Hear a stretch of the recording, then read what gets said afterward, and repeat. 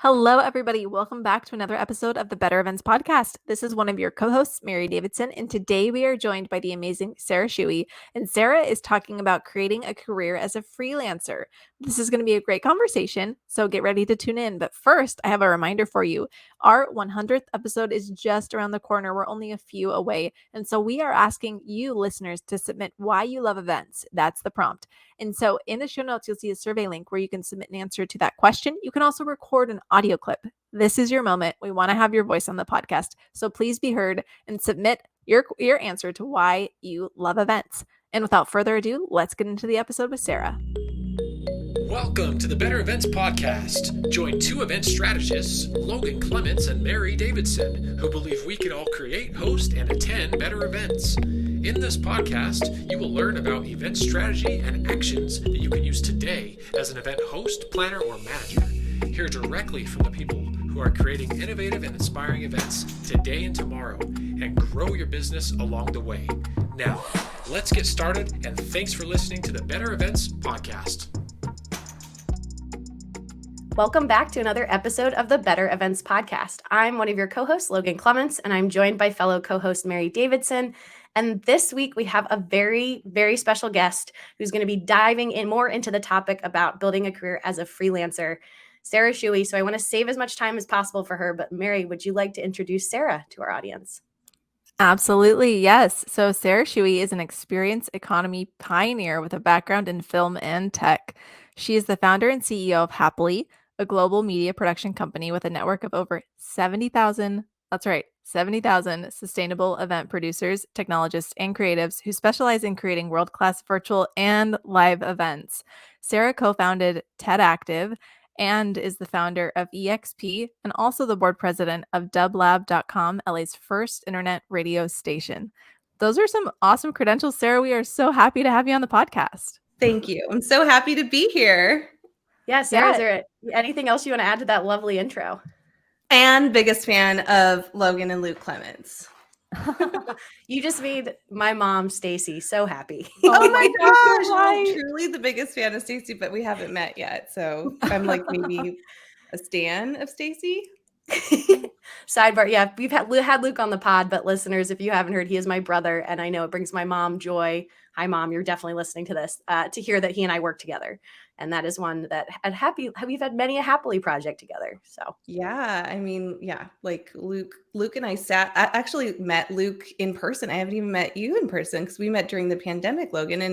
And yeah, we flew him out to Chicago, and he was my ride or die on a like $1 million show. He's amazing. He is. And I'm glad to know it's not just my sister bias, because I think he's amazing. So mom working events too, by the way, because we're always hiring. I'm going to have to tell her. She's going to have to click the link in the show notes. I have brought her in. Last year I did tap her in for an event, and she did well. She does events for her own program. She works at a university and does a lot of like online coding boot camp things. So oh my gosh, amazing. Definitely. Like even bigger stan of Stacy. I'm going to find her on LinkedIn. Oh, you should. You'll make her so happy. Seriously. But for our listeners, just a little more why we asked Sarah, you can already hear we have a lot of connections of having worked together, but both Mary and I have worked with Sarah as a member of those 70,000 freelancers and event producers. And she was one that I know for me personally was really helpful during the pandemic when everything shut down, of just how quickly you and the rest of the Happily team like dove into virtual and gave folks the confidence and the tools to still gather virtually.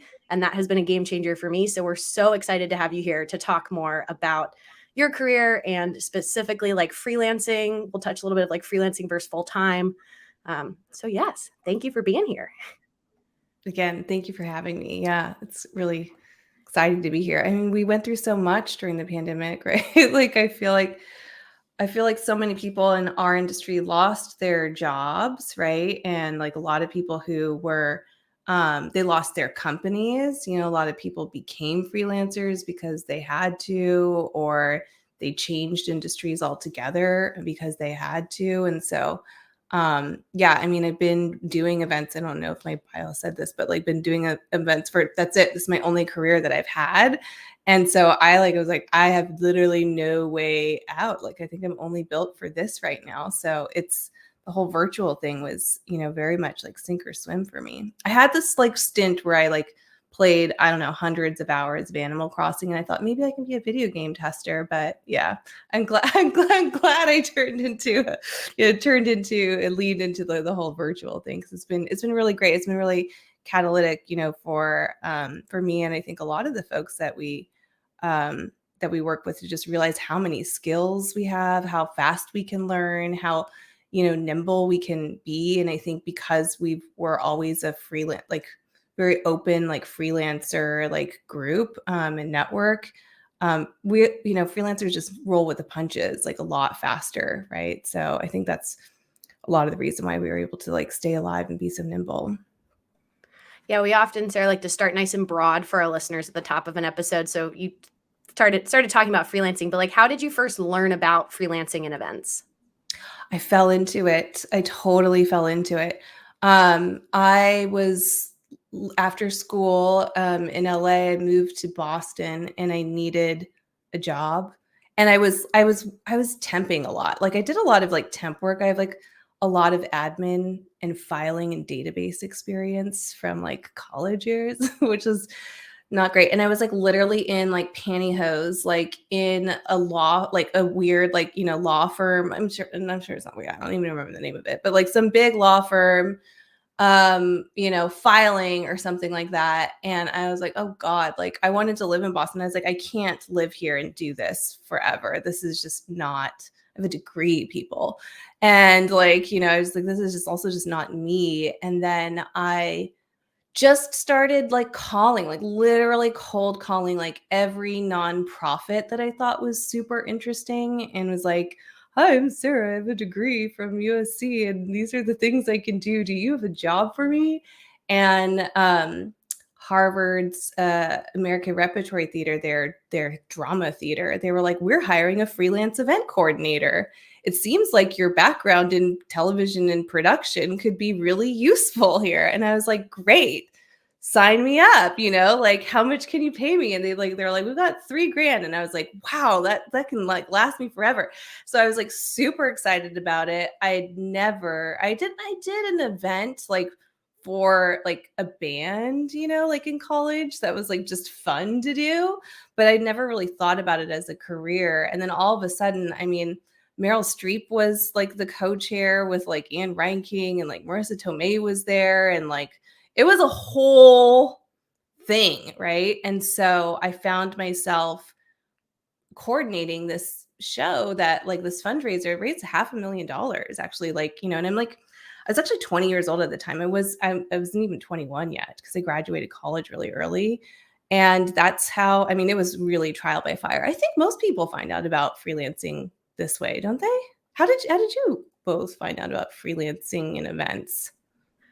Yeah, I feel like I figured out from hiring freelancers when I worked full time at an agency, and just discovered. I said for me that the kicking was how I figured out how much they were paying the freelancers versus what I was getting paid to work full time. So that was part of the reason I jumped into freelance world. But yeah, it's a fun game. I love it every time I'm on events. It's always like, are you a freelancer? Just because I feel like sometimes it's obvious. And one of the reasons I love Happily is because it's obvious. But other times I'm always like, if people only knew how many of these events were, majority on the backs of freelancers versus full-time folks, it would blow people's minds. That's so interesting, because you mentioned you started on like there's a little bit of the admin side that you were in. And when I graduated from college, I got a job as a receptionist because I wanted a job. And so it's just so funny to like hear you say that, because then that did not last very long. I was like, I gotta do something different. Anyway, and then I like fell into events as well. So to answer your question about like learning about freelance, yeah, I didn't quite understand it was a thing for the event industry. I'd heard of freelancers. My brother had freelance doing like motion graphics and things like that, but like for events. And then I heard about it from a colleague, and she's saying, oh, you can travel around and you can go do these events elsewhere and like be a part of the team. And I'm like, tell me more. Ooh Tell la me more la. about it. Yeah. Glamorous.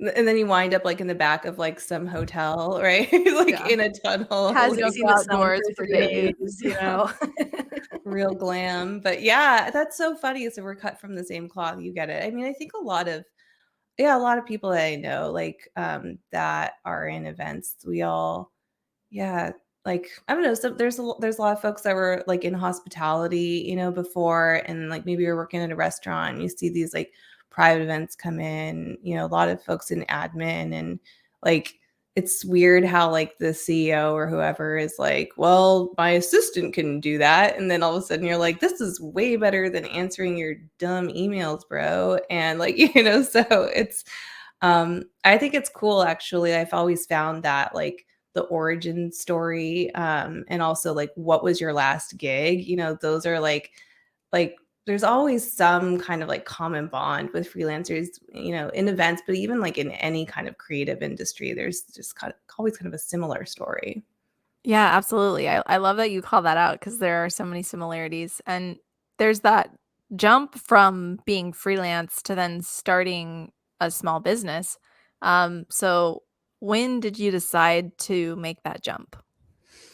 Actually, it's like kind of like I think very like jumpy timeline, kind of everything everywhere all at once thing, where in college I like took an entrepreneur class, and I loved that class, like intensely loved that class, and at USC. And I was like, I am an entrepreneur. Oh my gosh, like this is great. One day I'm going to have my own business. And actually, like I have like family members, that were entrepreneurs, and they were always like a little bit like kind of the black sheep that I always connected with, the most. My mom really wanted me to be a lawyer or like a doctor, like a when I was in film, be a movie studio executive, like all the thing, just like something very safe, I guess. And so I knew that I wanted to be that I was an entrepreneur, and I wanted to have my own business, but I didn't know in what, because I wasn't really passionate about anything yet. And so actually after that Harvard gig, which wound up being called like Boston's best party of the year, they don't talk like that. I don't know where that came from, but after they said that, after that was like it was such a challenge, and like overcoming that and seeing everybody like come together, and like how we raised money for the arts and like all of that stuff. I was like, oh, like I love this. And like, I was just like, how do I build a business in the event space, like just doing more of this? And so, when I mentioned like this has been my only career, it's really true. It's like I just, this like when I just kind of decided I wanted to have my own business. And so, but I didn't start my own business until about 5 or 6 maybe years later. So after that, I was like, well, I know nothing about this events industry at all. And so I decided that I was like, okay, well, I'm going to work full time for other companies and gain lots of skills in areas that I think are critical to event planning. So I worked for a catering company. I worked for a museum managing their public and private venues, like their sales department, but also like it's like operational too. You're kind of doing everything.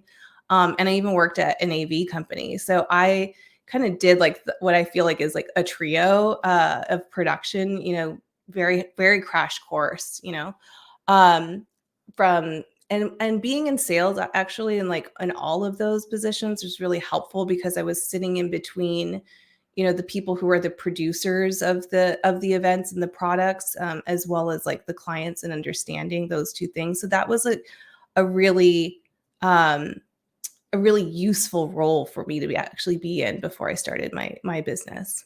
I feel like you've worn a lot of the hats I sometimes wish that I got to wear, because I think it's so interesting to put yourself in the shoes of all those key stakeholders when you're planning an event, because it only makes you a better partner since you know all that from the inside.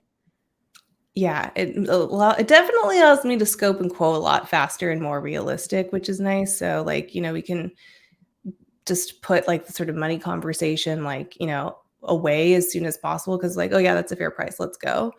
On both sides, right?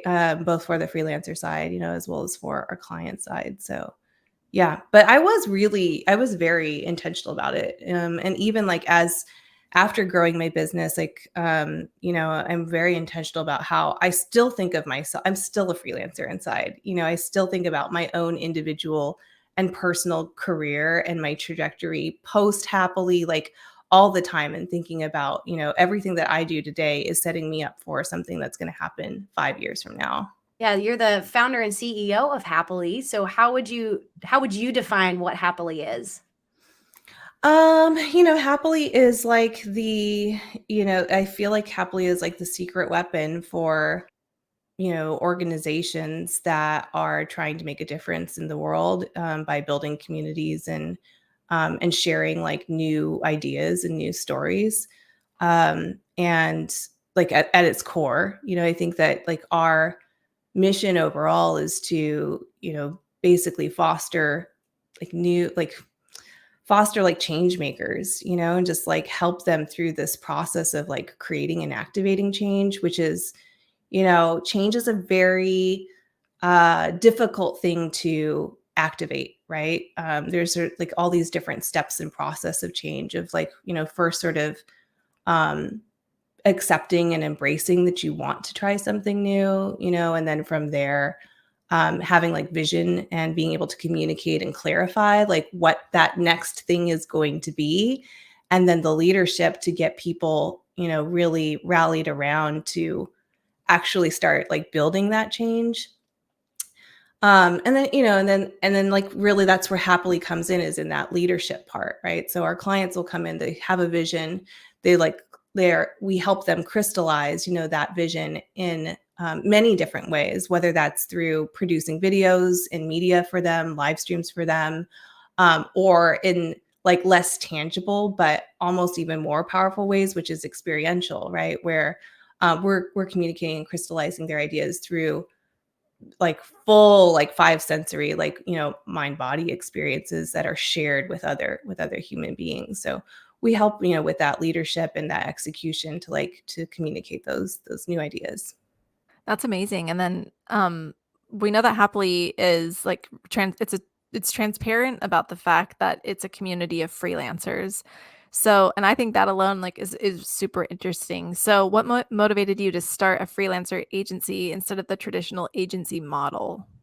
Well, I didn't know what an agency was. Like, first of all, like I worked for a nonprofit, then I worked for production, basically vendors. And then I started my own business and I was a freelancer that turned into a small business. And so I really actually didn't even know what an agency was until after I built my tech platform. So I built my business as an events platform. And then I was working at the TED conferences, and then I like got really like immersed or like aware of technology and the power of technology to bring people together. And so then like all of a sudden I'm like this tech entrepreneur and like learning how to like, product manage and like engineer like software and code and all these things, hack and like that's been my trajectory. And then we started in the wedding space, actually. Like I was testing our platform with DIY brides, because I thought back then, I started Happily in 2006, 2007, and this was pre-Uber. Okay. So like literally people, I would pitch my company, to investors, and they're like, no one's going to hire a human off the internet like that, Sarah. And I was like, you're crazy. Like this is definitely the future. And I remember like pulling up slides and saying like, if by 2040, like we're at 40% of the world is going to be a freelancer. I mean, we're already there and we're not even 2030, right? So it's like I saw this like coming like really far out. But like I had to prove to like everybody that you could hire humans off the internet. And not only that, but you could hire humans for like events are so like exacting. You have to be perfect. You're only as good as your last event. Like if you screw it up, somebody's like in tears, or like angry at you about the smallest things, right? Like we have all been there. And so I was like, well, if I can do this, prove that like a bride on your most important day, like let's be honest, right? Like would hire a stranger that they didn't know to be their coordinator, and also we let them have like make all of the plans, and we just showed up and executed, that we could do this for any kind of event. And so we finally pivoted from weddings to corporate, and like I was like, okay, like now we've proven it. We were like Knott's Best Wedding Planners of the Year, blah, blah, blah, blah, all this stuff. And like corporations, it was really funny, but like a lot of folks that at the time were planning, like corporations were more conservative. So they weren't looking to like, use a brand new startup platform. Like there wasn't like tech wasn't as cool as it is now. I mean, it's not cool, but I'm just saying like as embraced as it is now. And then all of a sudden these agencies started calling us and using our site and saying, we need freelancers for this show. And they were huge shows, and that's when I even found out about agencies. It was like 2016. An agency, MKG, my friend, she used to work for me at Happily, or it was called Pink Cloud 9 of the Day. It was like a wedding, when it was a wedding space. She went and was like head of production or whatever at MKG. And then she was like, we need a freelance producer that can make like a TED conference for YouTube, like in 30 days. And you're the only person I know that can do that. And so I actually started like learning about agencies as a freelancer working for an agency. And then when I was there, I was like, oh, everyone's a freelancer. Like, this is really funny to me. Like, and so, yeah, it's been years. I mean, even now today, I always tell people like I'm reluctantly become an agency post pandemic because it's just not like, it's not where I started. Like Happily is really a tech platform. Yeah, a tech platform connecting. Like at Freelancers, we set up a profile on it, and then clients can find and select and look through the profiles. Yeah. So I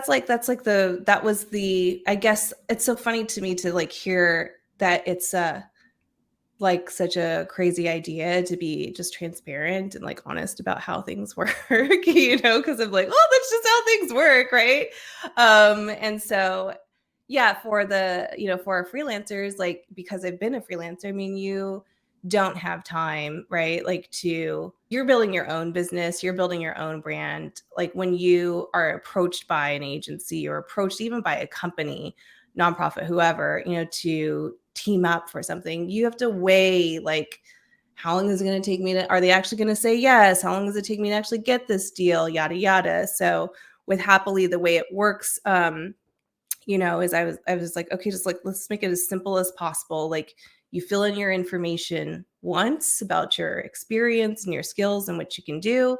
And then when we have a client who has booked, then we will send you a text and we're like, hey, Happily has a gig for a freelance event coordinator, $3,000. Are you in? Are you available? And like you text yes or ignore us. And then if you text yes, then, if you're shortlisted by, the project lead, whether that's a client or us, then you interview and then you're selected. And if you're, a rock star like Logan and Luke, then we already know you. We're like, oh, great. Thank God you're available. We can't wait to see you on the show again. So we just try to make it like super simple. But yeah, in everything that I do, I try to be like as transparent. It's just easier to be straightforward than it is to be. It's so much easier. I don't know why. I don't know why more folks don't do it. I sing the praises of Happily a lot to people because I think it just makes it easier for everybody, that level of transparency. And I just know I think there may be fear on the agency side that they don't want to, the traditional model of then saying that everyone's full-time is they don't want it to appear that they're not as strong as they are, is sometimes my thinking. But if, again, I'm like, it's easier just to know, oh, you have other projects outside of this, and, acknowledging you as a full human versus just kind of that part of the whole. Yeah, I think like I think it is fear-based. And I think like a lot of agencies like think that like, oh, like the freelancers will take this business and run away with it, but like, I mean, agencies get hired for really complex, large projects where, we're hiring sometimes hundreds of people like at a time, and like you may never even know the client's name or what they look like when you're showing up to it. Right. And so, and even if it is like a really badass producer, it's like, sorry, babe, but like, honestly, like if you're worried about, there's bigger things to worry about. If you're worried about a freelancer, like taking like one person, like taking down your whole business and running with your client, then there are other issues that like have happened with your relationship, that have caused you to, to be in that place today. And I always feel like too, like even with our clients, when we're like, yeah, we're a network of freelancers, like we will assemble when we're doing full service, we assemble the team, we select the folks. They also understand like, oh, okay, well, this is Happily business, is to coordinate, freelancers for me, and they find a lot of value in that. And it's also like much more, I don't know, just like makes you feel good, I think, from the client side, that they are supporting lots of small businesses versus just helping just helping me make more money. Like, I think that's always, that's always kind of like what we're always reiterating to folks, is like, you just created opportunities for all of these humans, like not just Happily the agency.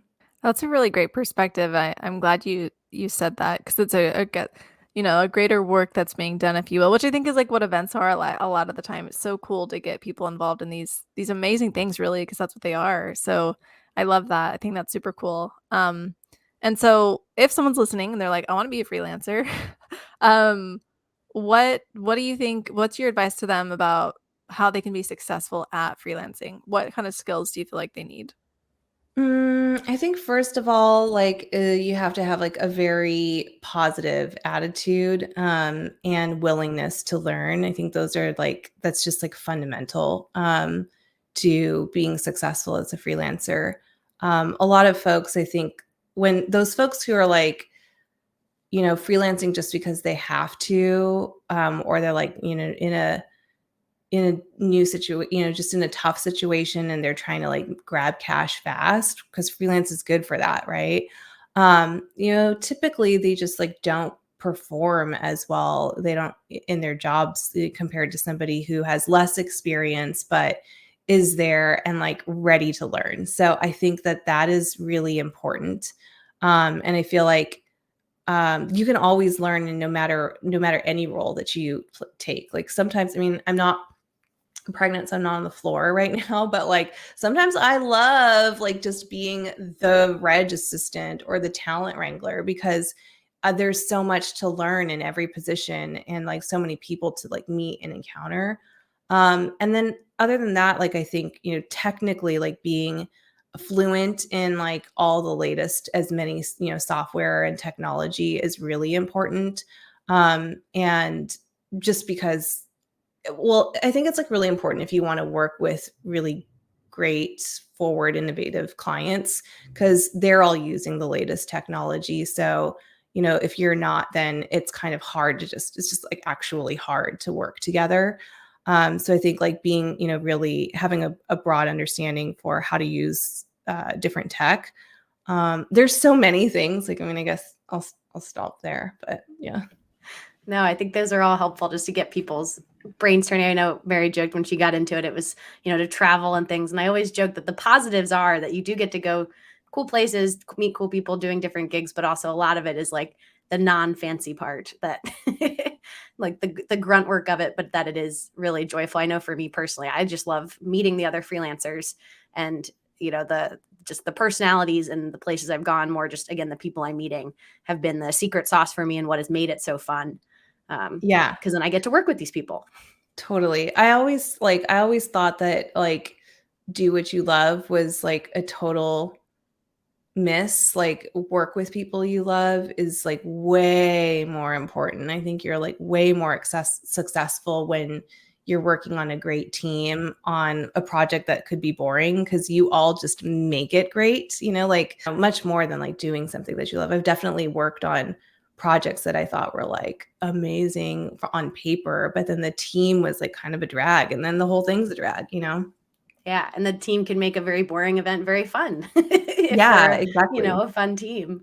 Or just even a job, like I just like even some of my temp jobs, like I'm still like friends with people that when we were doing, I don't know, we were doing nothing. Like we were pushing paper around, but we had like the best time together, and like 10 years later, we're still, Instagramming DMing each other.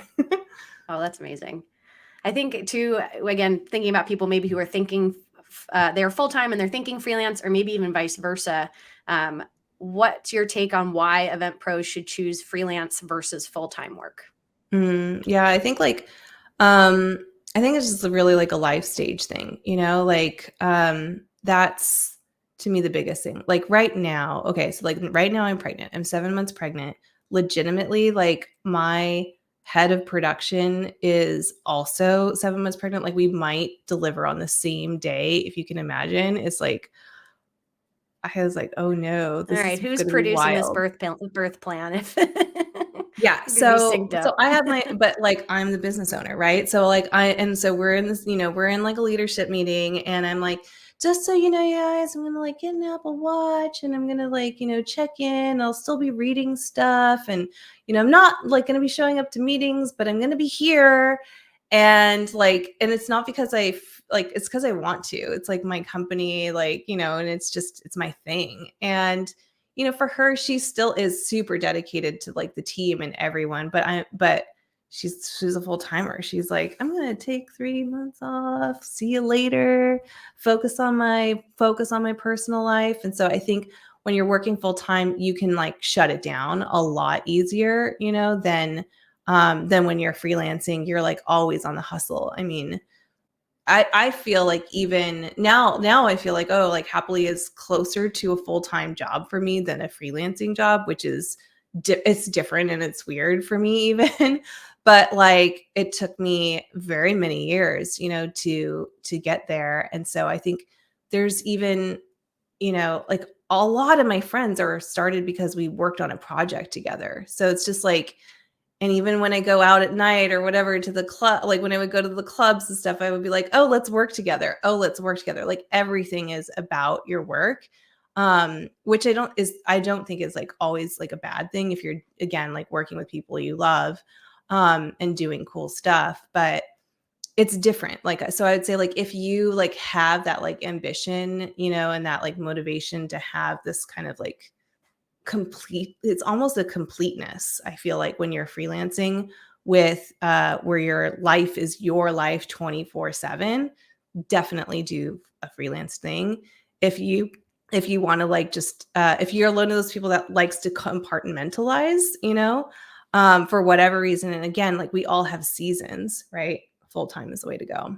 That's really interesting and great feedback, I think, because I know that Logan and I talk about this all the time. We definitely experience like it's so hard to shut it off, like you're saying. It's always on, and it's kind of fun in that way. Like it is exciting and motivating, but you're right. Sometimes it might not be for everyone. But there's definitely space for everyone. Like there's so many opportunities when it comes to freelance. So I think that's also very exciting. So thank you Yeah. for And sharing you that. know what? Like there are some people who are working full time who do like to compartmentalize, and they freelance because they can compartmentalize Mhm. this skill or this part of themselves, for a brief period of time, like on a project. So yeah, I think that, but like there's still full timers that like they're like, I call them moonlighters, right? Like they're still full timers that they like dip their toe into like the energy of the freelance.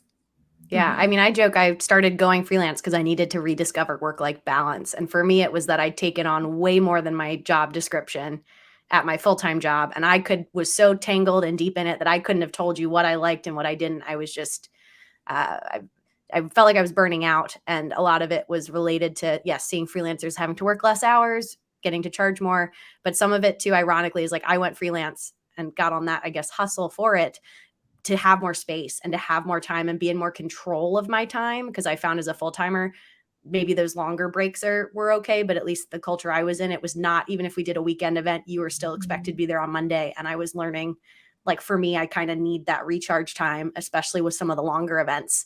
And then I've had to now rediscover again, like you say, seasons as you go through it, even as a freelancer business owner, of what I can take on and what I need personally. Yeah, I think culture is also a really big thing, just like to double click on what you just said, is that like, yeah, I think if you're working full time for a company whose like culture and mission and product and everything is like aligned with you, like fundamentally and ethically, then you should have no problems. But like the one of the best things about freelancing is that you can, if you're good at what you do, like you can pick your projects, So like I'm really proud of the fact that like I've never worked for somebody that I didn't really like, a company that I didn't really support, like truly. So I think that is like probably the biggest gift of being a freelancer, is to just be able to have that like alignment. Yeah, and so as we're talking about this, we have a golden question for you. So is freelance the future? Is it the future? Yes, the future is here as well. Like I was saying, like we're and like the 40% mark or whatever. I don't actually don't know what the actual number is. We should look up the stats. But it's global. It's not just in the US. It's like everywhere, right? I mean, I think we've all worked with somebody that's like in a different country, in a different time zone. So yeah, I do think that it is the future. I think it's still like a very early stages, even though it's been kind of like adopted and like more mainstream. It's early stages and just like it still needs like quite a lot more like organization, technology tools to support it, regulation, um, you know, things like that. But I'm hopeful that we will start to see that. I mean, I think that there's a lot of people who enjoy being freelancers. That's why we've seen surveys, we've done surveys like, why are you freelancing? It's mostly people, it's their choice. That's why it's like so popular. Like it's actually popular.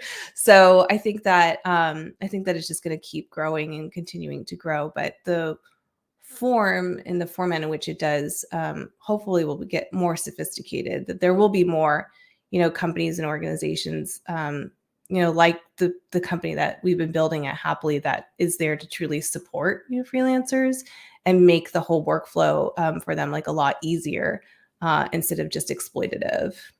We love to hear it. That's one of my hard lessons is freelancing is I usually have a lot of blind faith in people, and I've learned I have to advocate for myself, and wish I could go back to early freelancer Logan and realize that. But Sarah, as we kind of get to the end of our episode, is there anything else you want to add about freelancing, Happily, any other nuggets of wisdom for our listeners?